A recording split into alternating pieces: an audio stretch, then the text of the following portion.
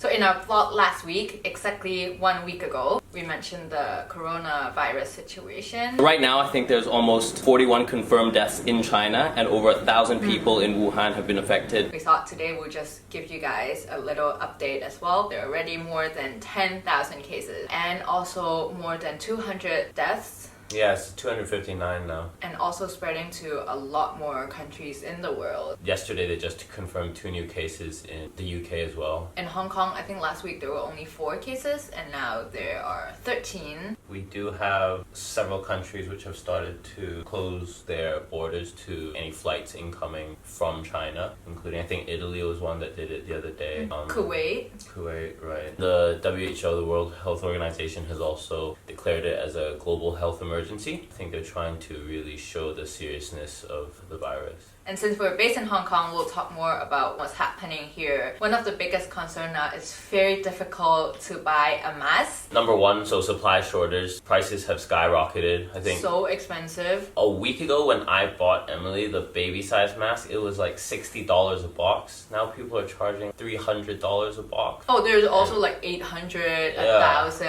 But you can't even find that easily because most places don't have. They completely run out. There are shops who they're trying to sell at more reasonable prices. People would go line up overnight, but a lot of people still don't end up getting it. Right now in Hong Kong, it's pretty cold. All these people are lining up outside to get masks, and with such a big crowd and the immune system is down, it can potentially make the situation a lot worse. So a lot of people have been trying to order from overseas and order online, but even now there's like... most orders cancelled. From overseas. Yeah. So other countries are having supply issues as well. Even for us, we have been trying to buy masks for like the past week. We haven't been able to buy any so far. A lot of us are pretty scared to go out. If you go out, you must wear a mask. If you don't, actually people would give you like a certain look. And also because masks are in shortage, some private clinics in Hong Kong actually need to close for now. So we really hope the mask situation can be improved soon. So aside from shortages of masks, also a lot of supermarkets and pharmacies, a lot of their disinfectant stuff is all gone as well. People are stocking up on food, canned foods, bottles of water. So it's really going into survival, apocalyptic situation.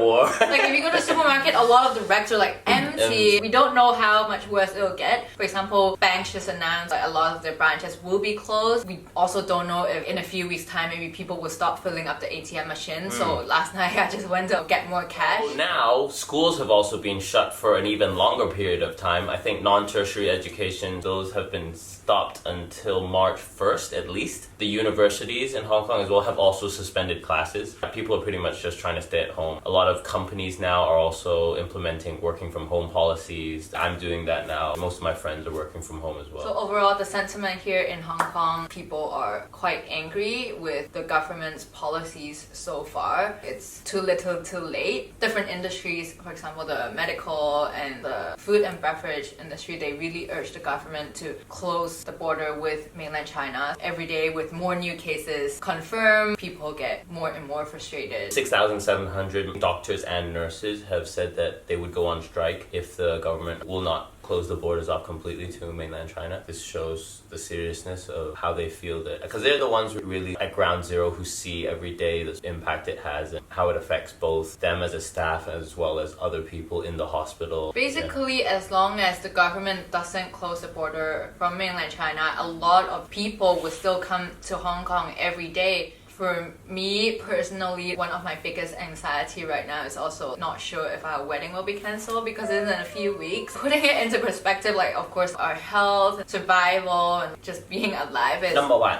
Most important. That doesn't take away the fact that we still feel sad and worried that if it's cancelled because we've been planning for 2 years and then all the money that we've put in, everything we already booked, most of them we can't actually get a refund. I don't know if we will actually have the energy to do everything again all over again and spend all the money again. Side note, Yeah, no big deal comparing to what's really happening here. So as I mentioned before, with working from home and schools being closed, a lot of people just spend most of their time at home these days. Every day waking up, just reading all about the news and then masks running out and more confirmed cases everywhere. I think everyone's emotion is pretty negative. As hard as it is, it's very important to, at this time, be positive and spread that energy to people around you. Of course, there are certain measures that we hope the government could be doing, but at the end of the day, that's still out of our control. So I think the only thing we can do is to stay positive and try our best to stay healthy, keep our immune system up, and do our best to protect ourselves, protect the people around us. So things that you guys can be doing whilst you're at home. Number one, cook healthy recipes. It's definitely better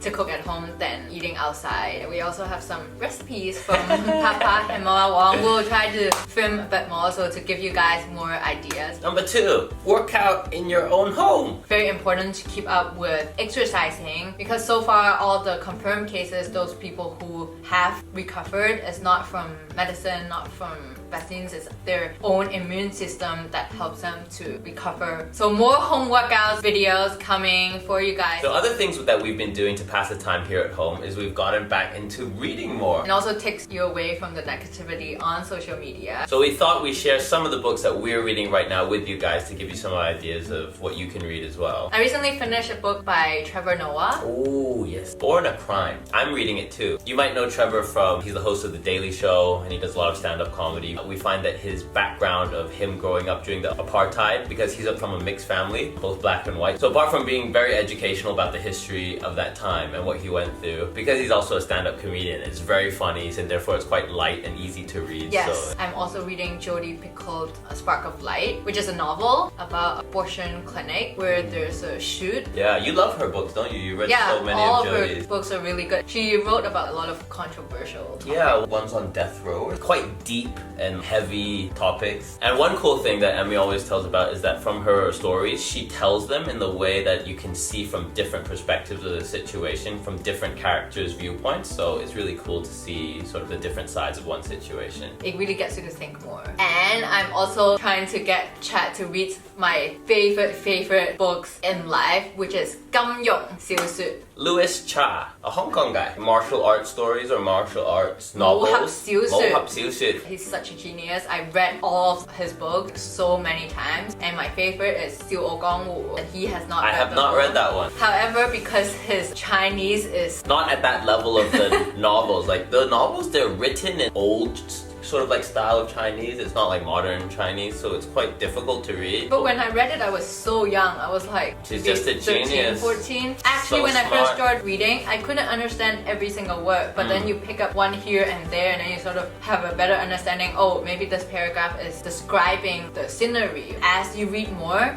your Chinese improves. You start to understand more and more, and that's what I'm urging him to do. But then I think he prefers the comics Yeah! version. so yeah, good. he downloaded. But it still has a lot of Chinese characters, like entire paragraphs, like in a comic, and I just have to sitting there like But at reading least you it. have the visual. Yeah, so the visual helps a lot, I think, to set the scene and everything. And his first reading looked gay Yes. because it's very handsome. And it's funny. When I was younger, I read the comic version of his main trilogy, so 射雕英雄, 神雕俠侶, and 倚天屠龍. And then at the same time, I would watch the TV version. Although I strongly believe that comics or TV shows, they are not as The good same, yeah. as the original books. That's what my friends Yeah. told me. The other book that I'm reading right now is called Principles by Ray Dalio. You might have heard of it. It was written in 2017 and it's quite popular for the past 2 years. A lot of actors, celebrities, politicians have been reading his book where he describes the principles that he has created over his life for both investing in his hedge fund and how he applies it to his own life. Essentially, he's the 18th richest person in the world and he's a hedge fund manager, so all of his wealth came from investing, which is interesting to me because that's the field that I'm in. Like Obama, P. Diddy, Snoop Dogg, actors, musicians, rappers all read this book and they learn from his principles and how they can apply it to their own lives. And let me show you guys some of my favorite books from before. I love Dan Brown. Oh, me too. That was really my good. favorite. Of course, everyone knows Da Vinci Code. I'm quite scared, so I would skip through those really. There's no horrific- scary. No, it's very violent. Like punch here, punch there. Not just that. Also like people torturing people before I go to sleep. That one's scary, right? That's a thriller. Memories define us. So what if you lost yours every time you went to sleep? Your name, your identity, your past, even the people you love. And the one person you trust may be telling you only half the story. Welcome to Christine's life. I really enjoy it. However, I would be really scared every night after I read it. So I would have to throw this outside my room because I was scared that if it's inside my room, it would haunt me. So every night I throw it out and then close my door. But I still kept reading, like that's how good it was. Historian. Oh, I love that. The first part of the book was so hard to get through. It was very descriptive about scenery and the backstory of the characters. The text is not the easiest to understand, but once you get through it, it's about vampires. But like Dracula. Yeah.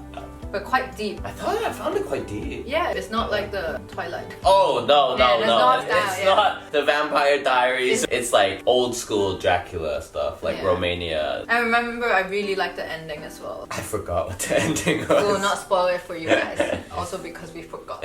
We really encourage everyone to start reading again if you have Yes. lost that habit, because as a kid I really love reading so much. I thought my dream in life is to become a librarian. I actually find it hard now to get back into reading. It's so hard to stay focused because our mind's always so busy. You want to check your WhatsApp, you want to look at Facebook. The way we consume content these days is so fast. Like we don't take the time to actually read through a whole book. I find it quite hard now to get back into it, but once I do that, I feel like it's quite good for me mentally as well because it improves my focus, my concentration. When I first met Emmy, and this is before we even started dating, this was one of the biggest things that attracted me to her and that I liked about her was the fact that she read so much as a kid and she seemed so smart and knowledgeable.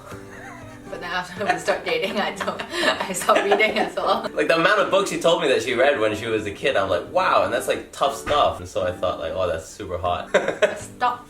Now it's just a dumb look at social media. Instagram every day. Another thing, if you also like to watch TV, I mean, who doesn't? Recently, we also start watching Sex Education. Yeah. A lot of people recommend it. It's about teenagers in high school, and the main character, his mother, is a sex therapist, and so he starts giving sex therapy to his classmates and all the adventures that they go through, and it's just very funny and very lighthearted. During this depressing time, it really brought up Emily's spirits because she can laugh a lot. And the other cool thing about it is that it also addresses certain issues, especially as Emily mentioned, in this era of social media, such as like bullying or body image, eating disorders and stuff like that. So it goes into a lot of these topics which I think are quite applicable to young people these days. I've been watching new TV series that have come out on Netflix. The Witcher, based off of a book series and a game. It's similar to Game of Thrones, so if you guys are sad that Game of Thrones is over, you can switch over to The Witcher.